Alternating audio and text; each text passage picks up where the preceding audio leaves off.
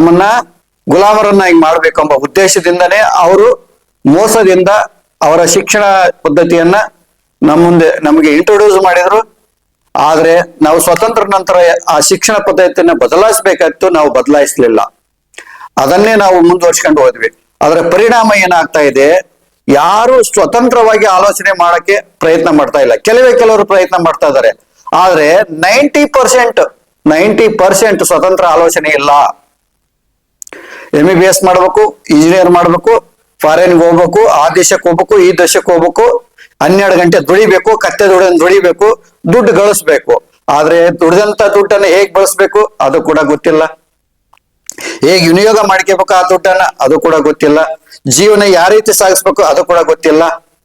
ಸಣ್ಣ ಸಮಸ್ಯೆ ಬಂತಂದ್ರೆ ಅದನ್ನ ಫೇಸ್ ಮಾಡಕ್ ಆಗೋದಿಲ್ಲ. ಚಿಕ್ಕ ಸಮಸ್ಯೆಗಳಿಗೆಲ್ಲ ಚಿಕ್ಕ ಸಮಸ್ಯೆ ಬಂದ್ರು ಕೂಡ ಆತ್ಮಹತ್ಯೆ ಮಾಡಿಕೊಳ್ಳುವಂಥದ್ದು, ಸೂಸೈಡ್ ಮಾಡಿಕೊಳ್ಳುವಂಥದ್ದು,